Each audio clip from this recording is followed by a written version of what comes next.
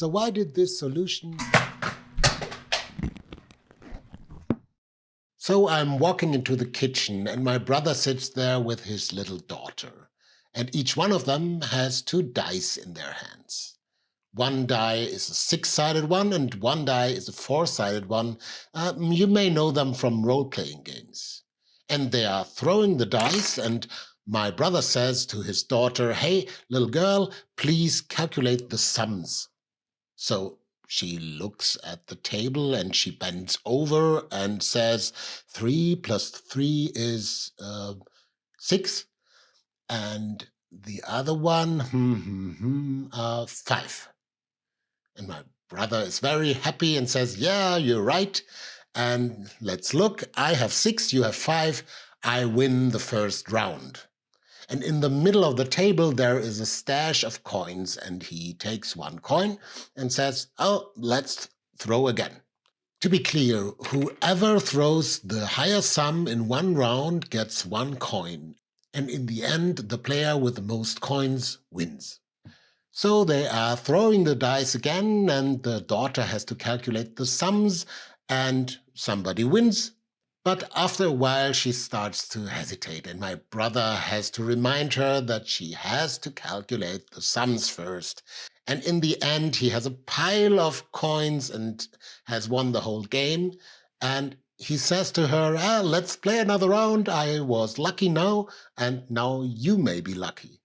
But his daughter stands up and she runs into the living room and onto the sofa, and she frowns and says, "I don't want to play anymore."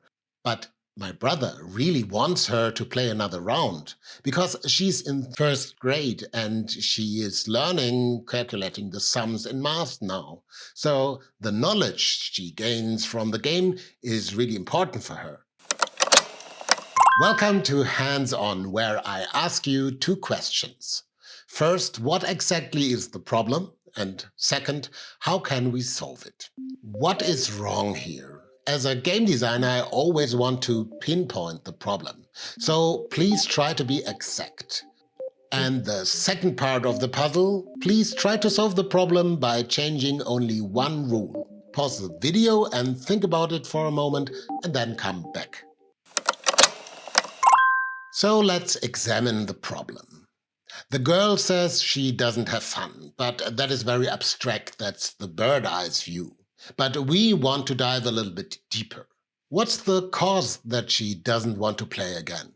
The problem is twofold. On one hand, she always has to calculate these sums, and that is quite exhausting for a little girl. So she doesn't have anything to gain because the higher number wins, and that is pure luck. So even if she would calculate as fast as lightning, it wouldn't matter. I'm calling this missing alignment. When the stuff you have to do in a game does not match the objective in the game. When the intrinsic motivation you have does not match with the actions. So we want to align those 2 things, the calculation and the winning. And that exactly is your task. Now you can think about if your solution helps here. And if not, think about it for a moment and try to align these 2 things, calculating and winning, and then come back. So I had observed the whole situation and I saw the frustration. So I said, "Hey, I have an idea for a variant." But the girl said, "No, no, no, I don't want to play anymore." And so I said to my brother, "Let's play." And we did. The only change in the rules was you don't get a coin if you have the higher number, you get a coin if you shout the higher number. In this variant, you have to calculate the sums of both pairs of dice and then judge which one is higher and shout out as fast as you can. And the player who is faster gets 1 coin. So we started to play, and the little girl got curious and she came over to the table and I told her, "Hey, you can be our judge." So I gave her all the coins and she was the game master and she could decide who won a round. But she had to calculate the sums to do that, and that was a little trick. So I played with my brother and we shouted numbers and she was judging and had fun too. And the little girl said, "Hey, I want to play now." And I played with her. And we were throwing dice, and she was eager to calculate the sums as fast as she could. And I took my time and was relaxed and calculated and said 8. It was a really nice game because it was fast-paced and we shouted and she could win and I would win some rounds. And in the end, she was the winner, but that didn't matter. We had fun. This simple change changed everything because I aligned the objective and the action. To win one round, she had to do the calculations. And so the calculations were not a punishment anymore, they were a tool for her. And another aspect helped the game, because I could manipulate the pacing. I could calculate fast or slowly, depending on the skill level of the girl. And you may say, "Whoa, that is cheating." Maybe. But look at that. The girl still has to calculate the sums, even if I'm so slow that she has the time of the world. She still has to do the task. So it's a win-win situation. Summary.